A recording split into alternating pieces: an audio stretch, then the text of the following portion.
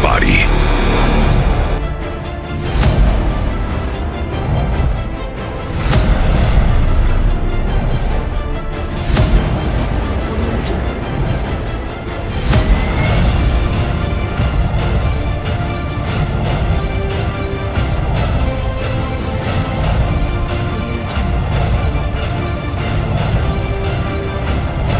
Deus abençoado, hoje nós temos visão do reino. Então vamos ficar de pé e vamos à palavra de Deus. Colossenses capítulo 1, versículo de número 13.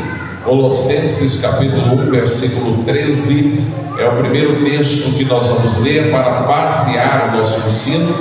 Nós vamos estar meditando quando estivermos aqui nesta cidade. Toda quarta-feira, quarta da palavra, você vai aprender a visão do reino. Amém?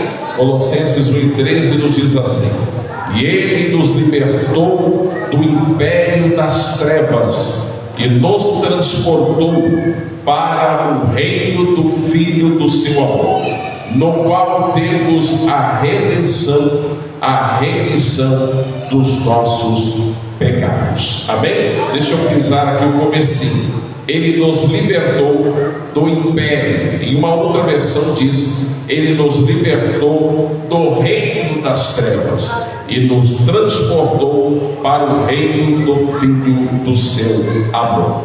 Mateus capítulo de número 6. Mateus, Evangelho de Mateus, só reforçando o texto, capítulo de número 6, uma oração muito conhecida, principalmente para quem já foi católico, não é? Para quem professava a fé católica romana, você vai conhecer esse texto, que é bíblico, não é? E é uma oração, é um modelo de oração. Na verdade, Jesus deixou aqui um modelo de oração. Aqui tem todos os pontos que são necessários ter numa oração, né? Qualquer dia eu vou dar um estudo sobre isso, para você entender o que é que tem que ter numa oração. Oração não é simplesmente falar. Jesus deixou um modelo. Nesse modelo aqui, você vai aprender passo a passo de uma oração. E é interessante que, se você fizer cada passo desse aqui 5 minutos, você ora 1 hora sem perceber. Se você fizer cada passo, primeiro eu só vou dar uma palhinha, senhor. Portanto, vós orareis assim. Jesus está dizendo que é um modelo: Pai nosso que estás nos céus, santificado seja o teu nome. Então, 5 minutos você vai glorificar a Deus, adorar a Deus, magnificar a Deus, exaltar a Deus, agradecer a Deus, enaltecer a Deus, reconhecer como o Senhor da sua vida, como soberano, como rei, como sublime, né? Você vai ficar 5 minutos aqui só dedicando em adoração. Depois ele diz: venha o teu reino. E essa segunda parte é interessante de entender: venha o teu reino. Mas aí, quando eu ler esse ensino, eu vou explicar para você do processo da oração. Mas Jesus está dizendo aqui que aqui na terra já nós devemos pedir para vivermos o reino de Deus. Amém? Então, antes de você se assentar, seja a boca de Deus para alguém e diga: o reino de Deus não está restrito aos céus. Não, diga de verdade: o reino de Deus não está restrito aos céus.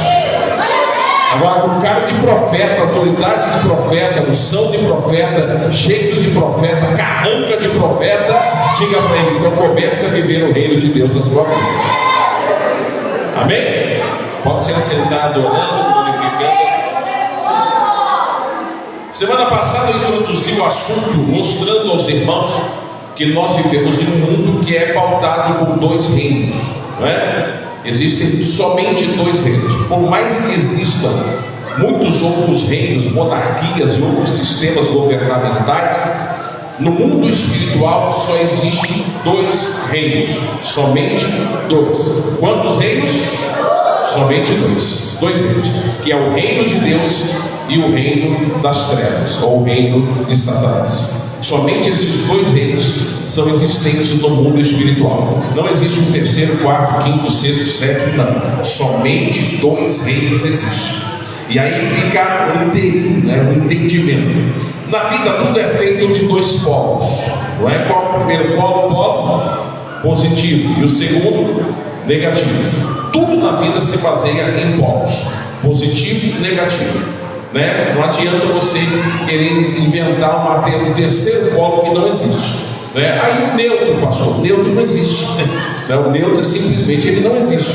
Quem entende de parte elétrica sabe o que eu estou dizendo, né? Polo positivo, polo negativo, e o neutro simplesmente ele não existe, né? Ele faz parte do negativo. Então no mundo espiritual também não é diferente, ou é positivo ou é negativo, ou é Deus ou é o diabo. Não tem como ter meio termo. Eu sou meio gospel, eu sou meio crente, eu sou meio crente, meio das trevas, eu sou mais ou menos assim, meio macumbeiro, meio crente e tal. Para Deus isso não funciona. Com Deus não tem meio em nada, é 100% ponto final, né? É 8 ou 80 com Deus. A Bíblia diz que não há como servir a dois, não há como servir a dois senhores, ou você serve um, ou você serve outro. Isso está definido, deu para entender isso, né? Então existem dois reinos, o reino de Deus e o reino do inimigo, né? Um exemplo, música.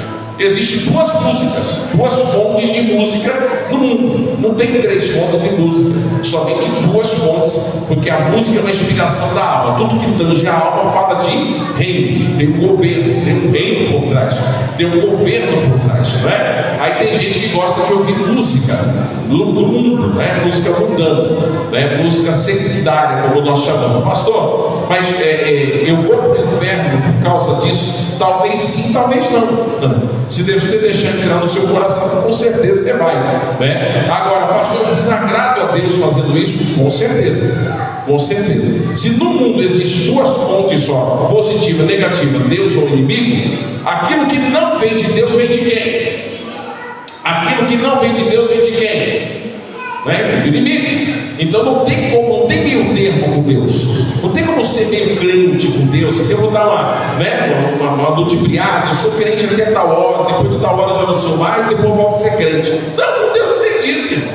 Deus conhece, né? Eu disse semana passada que com Deus não tem ajeitadinho não, arrumadinho não, ou é ou não é, e ponto final. No mundo espiritual são 2 fontes, né? Então toda vez que você estiver ouvindo uma música mundana, uma música carnal, uma música que toca na sua carne, que ela não vai tocar no seu espírito, né? Uma música espiritual, eu não entendo quase de música. Eu vou lembrar de uma que ficava na mente de todo mundo: eu quero um tchu, eu quero um tchá, eu quero um tchu tchá tchá tchá, um negócio assim esquisito. Está falando do que isso aí, irmão? Espiritual? Você quer tchu com Deus, tchá com Deus? Não, isso que é carnal, é coisa da carne, é coisa sexual, de oriundo de fonte diabólica, né? Aí a pessoa diz que é crente, mas ele ouve um tchu tchá tchá, né? Eu não consigo entender essas coisas. Não dá para você digerir esse tipo de informação espiritual, não é? Aí o que vai acontecer? Você vai morrer espiritualmente. Isso vai afetando a tua alma, vai afetando, vai te enfraquecendo, vai te transformando num crente carnal, enquanto você vê o diabo bota o prato na tua frente e você não resiste. Por quê? Porque você está carnal. Só resiste esse mundo quem é espiritual, não é? Paulo disse que há uma luta constante entre a carne e o espírito. É uma luta diária, constante. É a sua carne querendo conduzir você para as coisas carnais, e é o espírito querendo conduzir você para as coisas espirituais. Então são 2 reinos, isso está definido. Agora é interessante entendermos uma coisa, não é? O que é um reino? Talvez eu não falei isso semana passada, mas é bom eu enfatizar. O que é um reino? Vamos entender um reino num sistema monárquico, né? Porque geralmente um reino é um sistema monárquico. Para existir um reino, para que exista um reino, a primeira coisa que tem que existir é um reino. Não existe reino sem reino. Concorda comigo, senhor? Não? A Inglaterra ainda é um sistema monárquico, né? Lá na Inglaterra, lá tem um rei, tinha uma rainha, né? Até recentemente uma rainha, né? Então todo sistema monárquico tem um rei. No reino de Deus nós temos um rei, e a Bíblia chama ele de Rei dos Reis. Aleluia! Ele está acima de qualquer rei que já existiu neste mundo. Aqui no mundo nós temos vários tipos de rei, não é? Tem o rei da música isso, tem o rei da música, tem o rei do rock, tem o rei do não sei o quê, mas na verdade Jesus, ele está acima de qualquer rei, porque a Bíblia o chama de The King of the King, o rei dos reis e o Senhor dos senhores. Aleluia! E é esse rei que você serve. Mas existe um outro reino. Se existe um outro reino, lá também tem um rei. Você lembra que quando Satanás ele vai confrontar Jesus no deserto, ele vai no deserto para um confronto com Jesus. Ele vai confrontar com quem? Com Jesus. Eu não estou falando do Joãozinho da feira, não.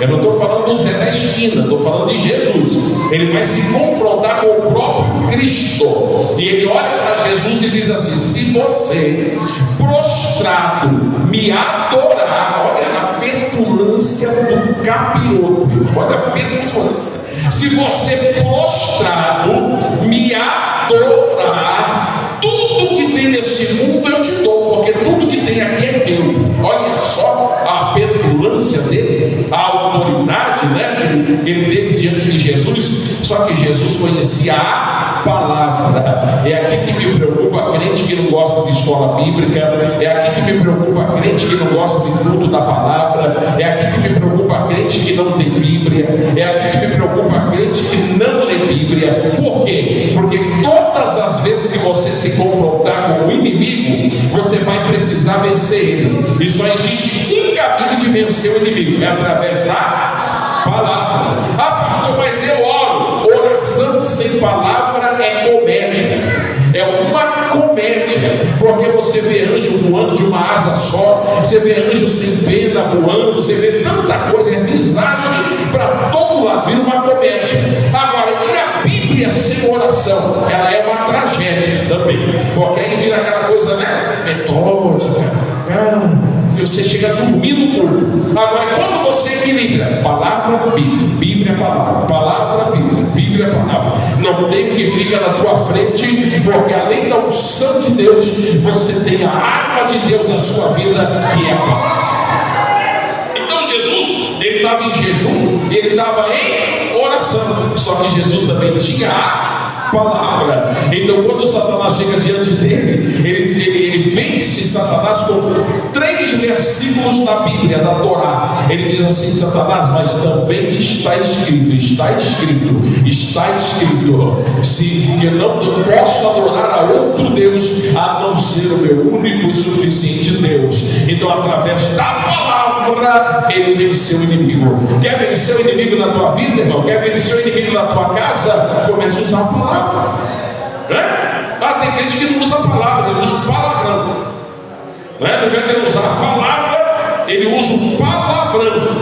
Mas palavrão é maior que palavra, pastor. Mas palavrão não resolve nada. Palavrão, ao invés de expulsar os capetas da sua casa, enche a tua casa de capeta. Vou falar, no ponto de ensino, se não gosta, vai embora. O ponto de ensino é para passar a lixa nossa, brigou, é palavrão, é xinga daqui, nome feio dali. Que tipo de boca espiritual está sendo a sua? Aleluia!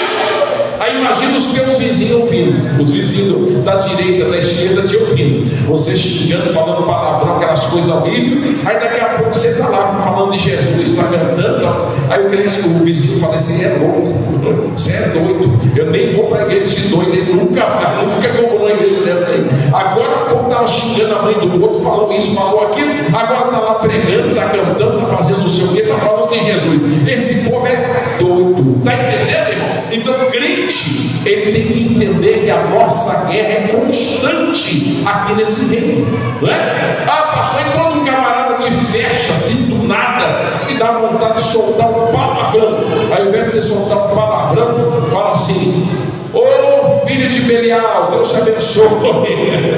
Xinga não, irmão, né? Usa a Bíblia, fala: ô filho de Belial, né? O filhotinho de Acabe, vai na bênção, ô glória, né? Mas não xingue, não usa a sua boca para atrair o reino das trevas para a tua vida. Então cuidado com aquilo que você profeta.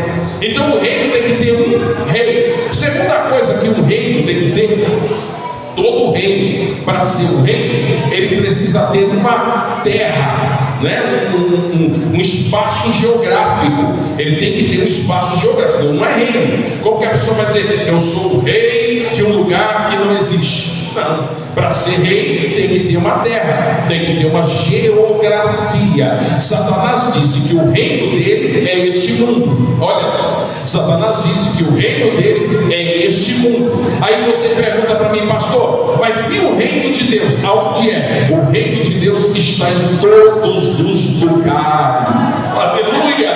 O reino de Deus vai adiante. Satanás disse assim, o meu reino é aqui. E Deus disse, o meu reino é aí, o meu reino é aqui em cima, o meu reino é por todo lado. Aonde tiver a minha presença é o meu reino. Aonde tiver o céu, o meu é o meu reino. Aonde tiver o vaso, meu é o meu reino.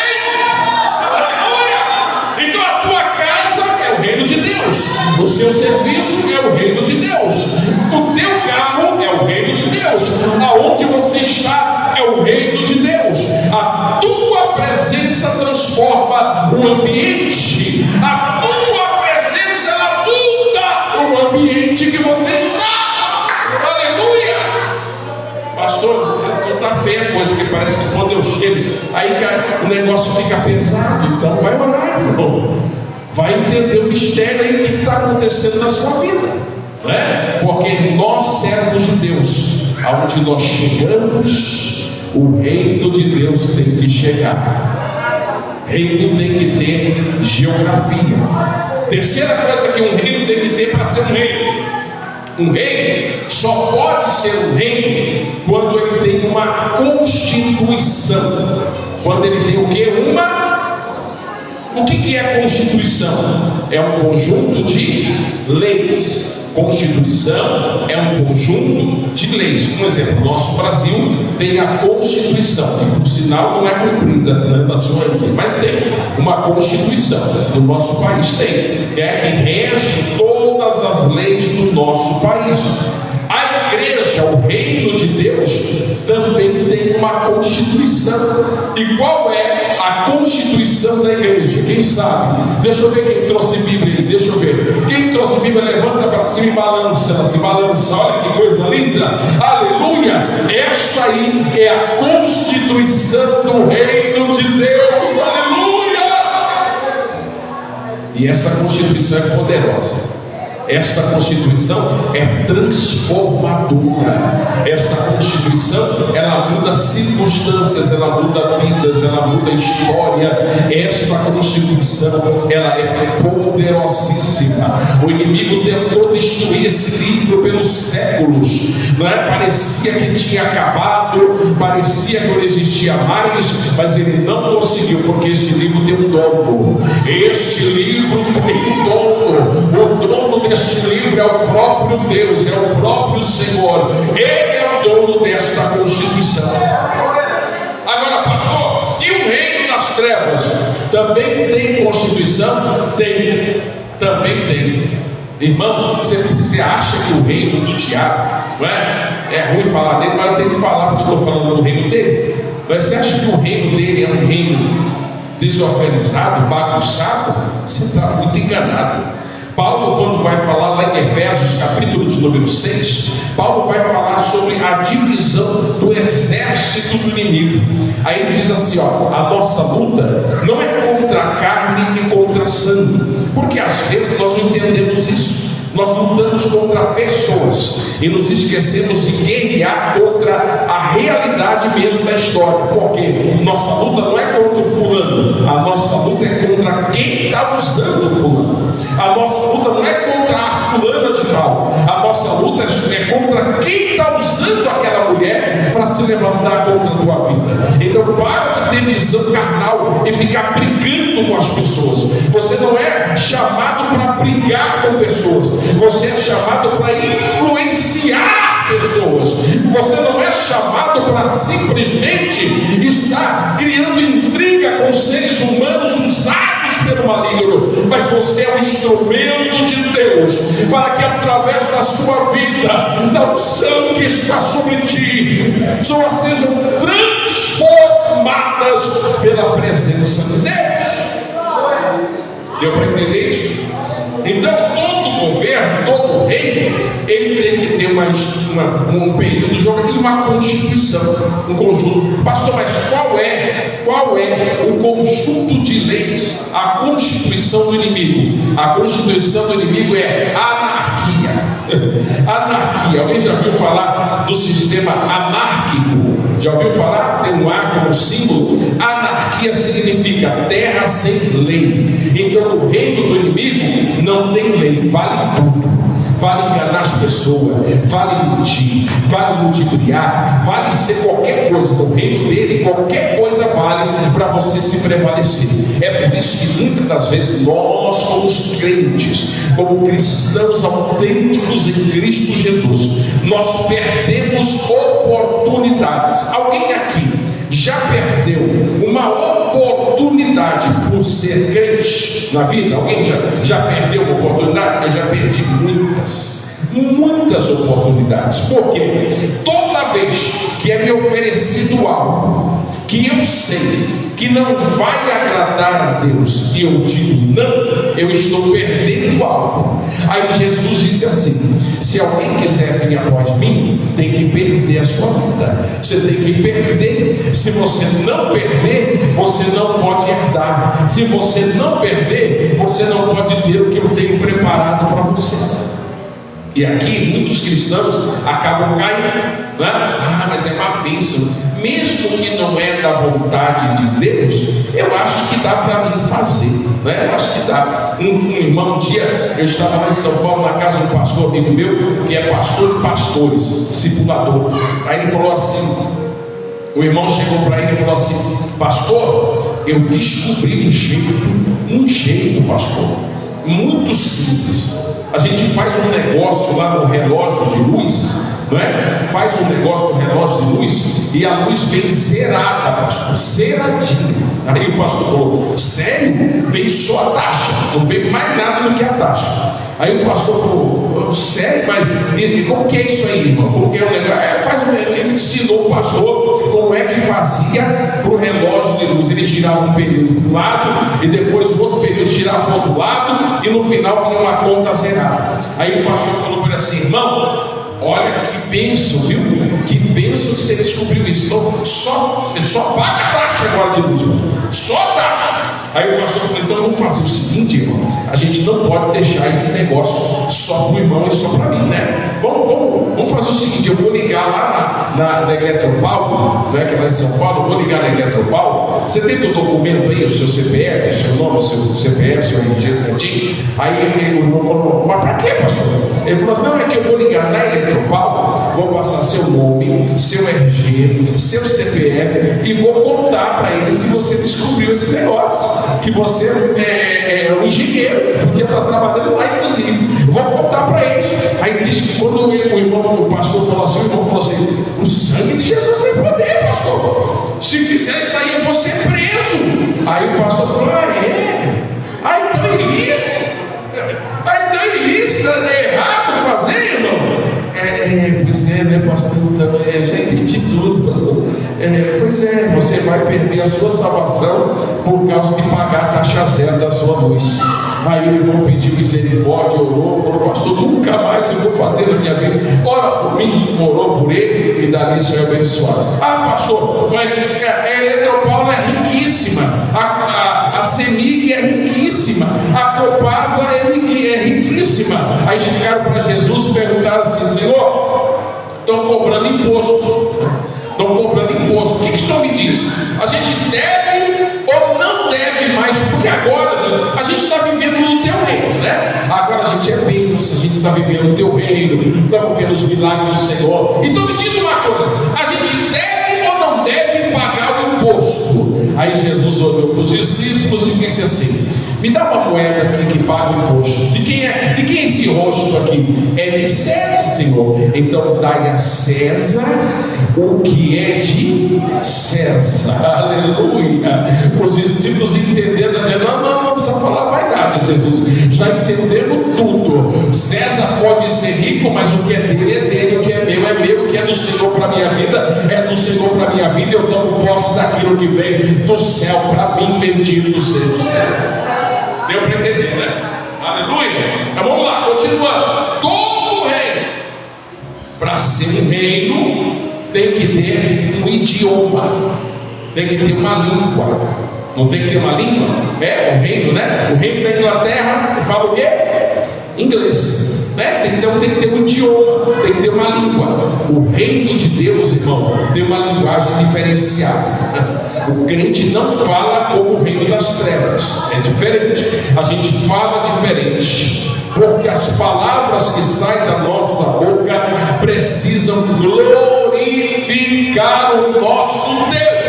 A gente fala diferente, nós agimos diferente. As palavras que são proferidas pelos nossos lábios, elas são diferentes. Por quê? Porque nós representamos o reino de Deus. Aleluia. Agora, e o reino das trevas? E o reino das trevas? Como é que fala, irmão? Fala para mim. Não preciso nem falar, né? Lembra quando você era de lá, como você falava? Meu Jesus, é cada palavra esquisita, é cada coisa estranha, é mentira para cá, é mentira para lá. Por quê? Porque era o reino das trevas. Mas agora Jesus disse que nós saímos do reino das trevas e fomos transportados para o reino da luz. Só quem pode dar glória por isso, dá glória. Bendito seja o Senhor. É por isso que a nossa língua é diferente. Aqui a gente fala glória a Deus, aleluia.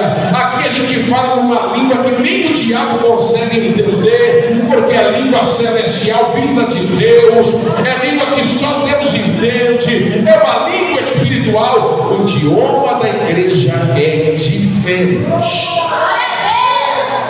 Vou continuar. Para ser um rei, né?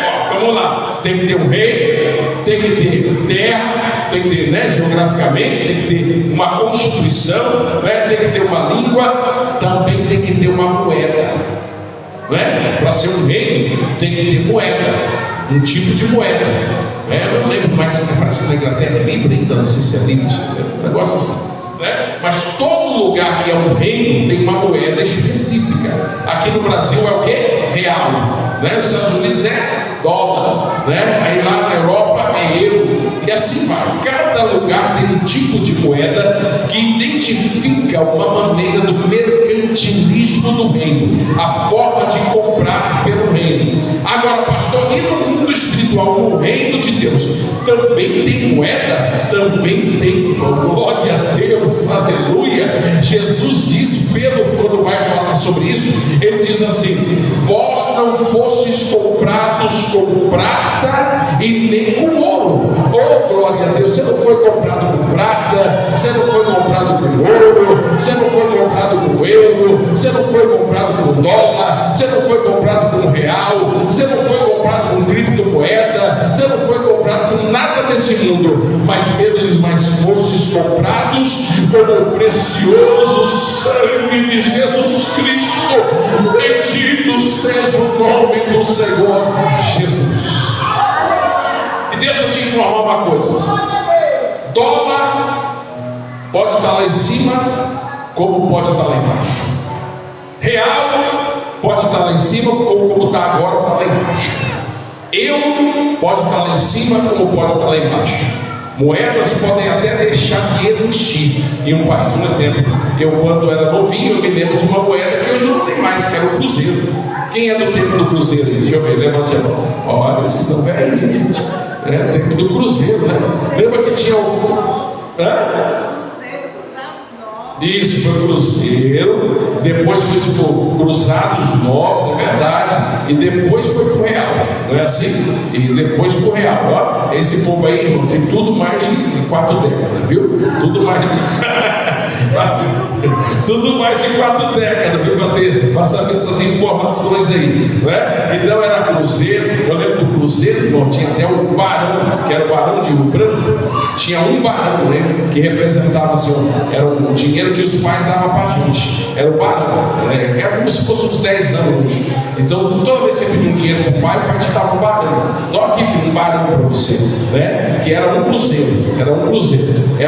tinha a foto do barão do Rio Branco, bigode igual o meu, assim, enrolado para cima, brancão, barão do Rio Branco, né? E era o barão. E aqui, meu irmão, quando eu ganhava um barão, minha mãe me dava, meu Jesus, era tubaína, era aquelas bolachas com um suspiro no meio. Alguém já comeu aquilo? Bolacha com suspiro no meio. Meu Deus do céu, era a festa que eu fazia com o barão, né? Então, mas o cruzeiro não existe mais. Agora o real, agora estão querendo até já tirar o real também. Já quer fazer uma outra moeda aí, estão tentando de todo jeito já tirar o real. Resumindo, moedas deixam de existir aqui neste mundo, mas o sangue de Jesus nunca perde o valor. O sangue de Jesus nunca perde o valor, Fernando, nunca. É sempre o mesmo jeito. Ele vale aqui no Brasil, ele vale no Japão, ele vale na África, ele vale na Alemanha, ele vale lá no Paraguai, ele vale na Argentina, aonde uma pessoa foi lavada e comprada pelo sangue do Cordeiro de Deus. O diabo respeita, bate em retirada, porque ele sabe que neste sangue tem poder nesse sangue, aleluia. E esse sangue é uma marca da sua vida. Então você não foi comprado, não é de graça que você está aqui, você foi comprado. Não. E você foi comprado pelo sangue do Cordeiro de Deus. É por isso que o culto de domingo que vem agora é um culto que crente nenhum na face da terra deveria faltar, que é o culto de Santa Ceia. Irmão, eu fico abismado. Eu fico assim sem entender. Quando um crente, um cristão, ele consegue sonegar o culto de Santa Ceia por coisas pequenas, coisas efêmeras. Pastor, chegou uma visita lá em casa, não pude vir na Santa Ceia. Meu irmão, misericórdia. Eu tenho até dó, da pessoa que fala isso para mim. Porque misericórdia, chegou uma visita na tua casa, você faz o seguinte: chegou visita na tua casa, você diz assim, você me desculpa, né? Você chegou até sem avisar, né? E eu tenho compromisso com o reino de Deus, viu?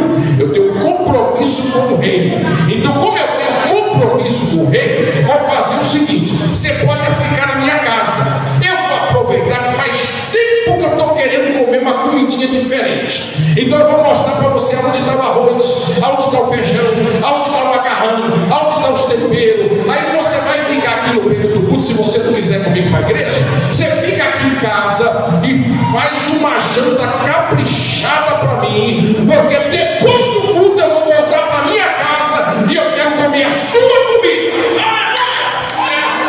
E você tem que aprender a tratar uma visita que chegou na sua casa um dia de culto. Né? Senão Satanás, irmão, ele vai se andar. Todo dia de culto vai chegar alguém na sua casa com a cara deslavada, não sabe nem por que foi lá. E ainda vai para a tua casa, sabe para quê? Para falar mal da vida dos outros. Vai na casa para falar mal da vida do fulano, do ciclano, do beltrano, não edifica em nada o seu lar. O sangue de Jesus tem poder. A igreja tem que ter visão do reino, visão espiritual. Eu recebo aqui, olha, são N informações de coisas, tem coisa que a gente tem, um parente que vem de longe, de muito tempo, né? Você não tem, aí é uma outra coisa, é uma outra situação, mas o vizinho que mora do lado da tua casa, vai lá na sua casa no horário do culto, você deixar de ir no culto para cada vizinho que não, irmão, né? Pastor, eu não vim na igreja porque eu estava me deu um mal-estar. Não, aqui que é lugar de vir com mal-estar. Que aqui você vem com mal-estar e sai daqui curado. Sai daqui restaurado. Se alguém entrou aqui com mal-estar, eu já declaro que o reino de Deus está te curando agora. Você já está recebendo o seu milagre, a sua vitória nesse momento. A sua bênção, a sua cura, né? Hoje vários irmãos justificaram para mim o motivo de não estar no culto. Alguns legais e outros mais ou menos, né? É difícil de ter motivo, mas vamos fazer isso. Vamos continuar a palavra, né? Então todo reino ele tem que ter o quê? Uma moeda. E o reino do diabo, pastor, tem uma moeda? Também tem. Pior que também tem. O diabo usa a própria filha dele como forma de moeda para conquistar o mundo. A própria filha dele. Como assim, pastor? O diabo tem filha? Tem. Eu mostrei para vocês aqui.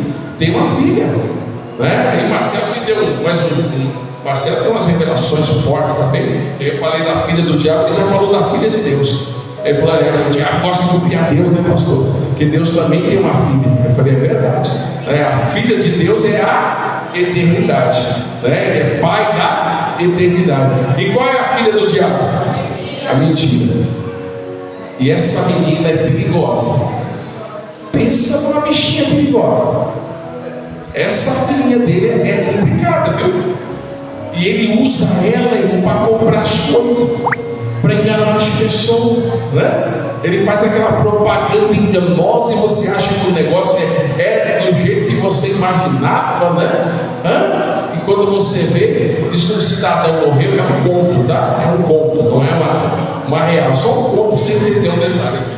Diz que o cidadão morreu, não é assim, tá? Eu vou frisar de novo, você não achar que é desse jeito. O cidadão morreu.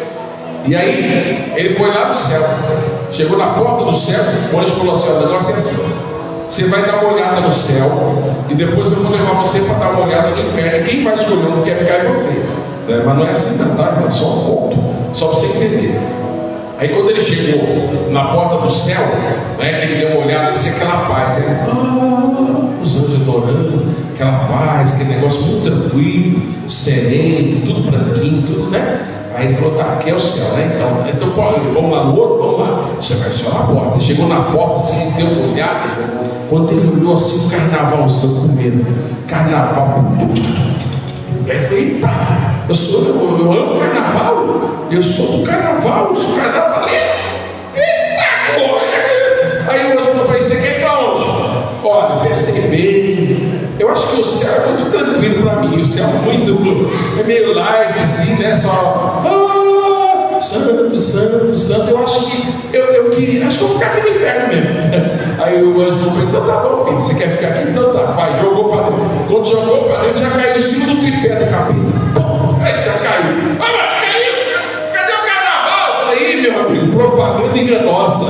Aleluia. Você caiu no sofrimento, você vai sofrer. O negócio é engraçado, irmão, mas é verdade. Tem gente que vai nas propagandas enganosas do diabo. Eu vou te arrumar uma mulher melhor, eu vou te arrumar um casamento melhor, eu vou te arrumar isso, um homem melhor, um maridão melhor, te dar mais carinho, te dar mais atenção. Deixa que eu vou te arrumar. Quando você vê, irmão, você já cai no tripé do capeta já. Ele já vem já se despertando, te maltratando, te machucando. Por quê? Aí você, mas não falou que ia ser melhor? Propaganda enganosa. Cuidado com a mentira do diabo, irmão. Não deixe o diabo te enganar que tem um mundo melhor ali fora, não. Lembra do filho próprio? Está dentro de casa, tudo tranquilo, comidinha na mesa, cama boa, né? É dono da fazenda. Só que aí o diabo vem na mente dele, sabia que tem um mundo melhor lá fora para você?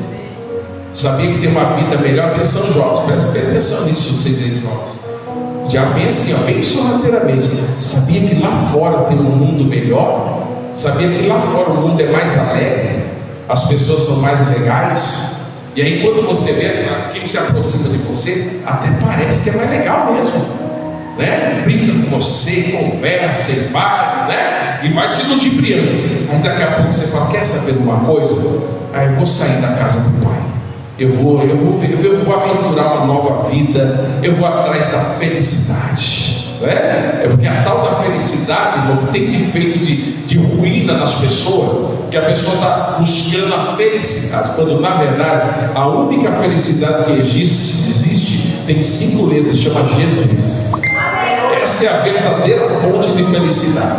Mas a pessoa se engana e vai ouvir a vozinha do tinhoso, né? Ele é ardiloso para isso. Aí ele te apresenta algo que parece legal. Aí você vai, quando você vê, você está dentro do inferno sem perceber.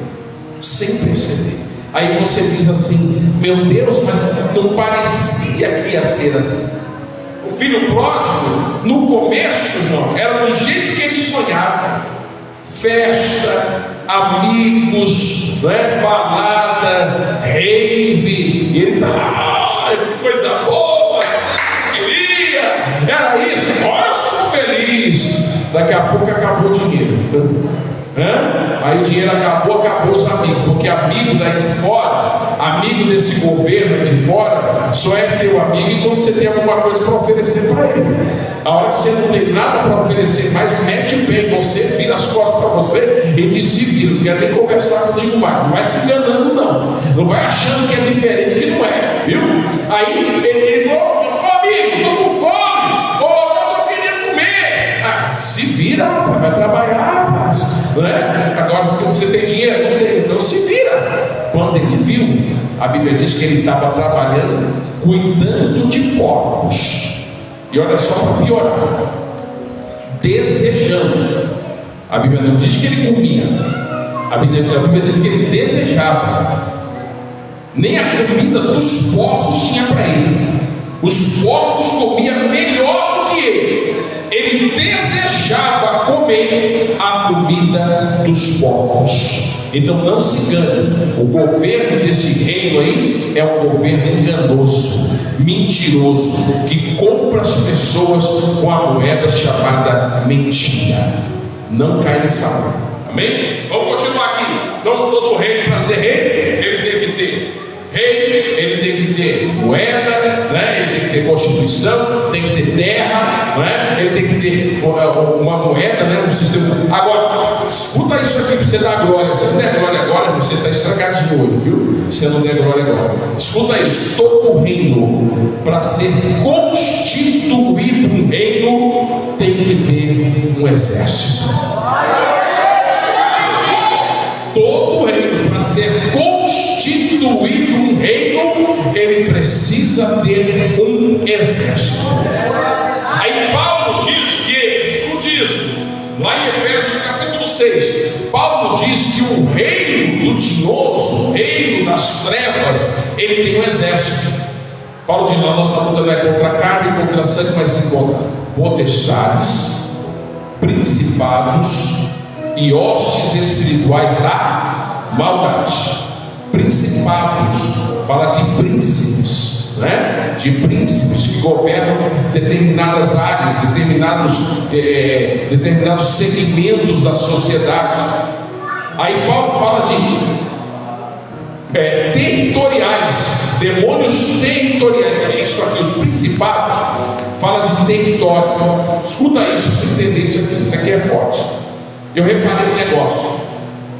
Lá em São Paulo tem uma avenida chamada Avenida Getúlio Vargas. A Avenida Getúlio Vargas em São Paulo é a avenida da prostituição, dos travestis. Aí eu fui no Rio de Janeiro pregar e eu fiquei em um hotel próximo da Avenida Getúlio Vargas, no Rio de Janeiro. Sabe o que eu descobri? Que a Avenida Getúlio Vargas, no Rio de Janeiro, é onde também existem pontos de prostituição de travestis. Aí eu fui para Rio Grande do Sul, Porto Alegre, pregar. Eu fiquei no hotel na Avenida Getúlio Vargas. Olhando do quarto do meu hotel, eu vi a Avenida Getúlio Vargas. Lá era uma rua de prostituição de travestis. Aí o Espírito Santo falou comigo: há um principado que age em cima desta avenida em todas as capitais do Brasil. Você está entendendo que existem territórios que são minados, que são dominados, que têm domínio espiritual? Mas Paulo disse que nós temos uma arma, nós temos um capacete que nos protege, nós temos um escudo que nos guarda, mas nós temos uma espada que nos dá autoridade de ataque. Aleluia! E é por isso que Jesus disse que as portas do inferno não prevalecem contra a minha igreja. Glória a Deus! Não importa o principado, se o reino de Deus chegou, o principado tem que bater em retirada, tem que sair para a glória do nome de Jesus. Para finalizar essa história, lá em Curitiba, última cidade que eu morava agora, Avenida Getúlio Vargas é a mesma avenida da prostituição dos travestis. Mas aí a igreja Bola de Neve se estabeleceu lá. Aleluia! O reino de Deus se estabeleceu lá. Oh glória, você não está entendendo, se você tinha glorificado mesmo. O reino de Deus se estabeleceu lá, naquela rua. Olha a mudança, você vai começar a entender a mudança agora. Aí eles começaram a fazer uma célula dos travestis. Misericórdia, o sangue de Jesus tem poder. Que é? Não, irmão. Você vai entender agora. Eles começaram a fazer uma célula. Pegavam os rapazes, umas moças, violão, carrom, na esquina, tocando louvorzinho na rua.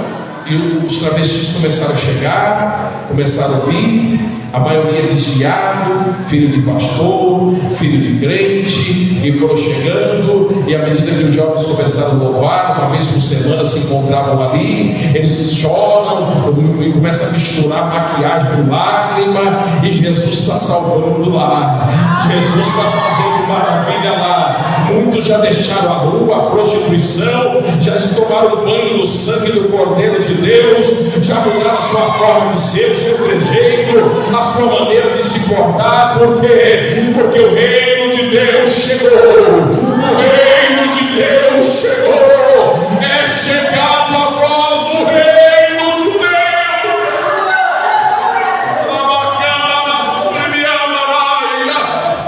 Aleluia.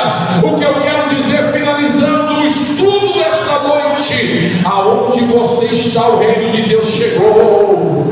Quem tem que bater em retirada não é você, quem tem que bater em retirada não é o reino de Deus que está na sua vida. Você chegou, o reino das trevas sai, ele tem que bater em retirada, porque a glória do Senhor está sobre a sua vida. Aleluia. 9 horas, vou terminar, fica de pé. Agora é assim, 9 horas eu encerro. Impor, né? Semana que vem tem mais visão do. Tá gostando? Isso é só o começo, viu? Isso é só o começo. Quero orar agora por você. Você precisa de um milagre, uma cura, de uma libertação. O reino de Deus cura. O reino de Deus nos dá autoridade. Jesus disse: venha a nós o teu. E é isso que nós vamos pedir agora. Você precisa de uma bênção, uma cura, uma libertação. Qualquer coisa sai do seu lugar, vem correndo.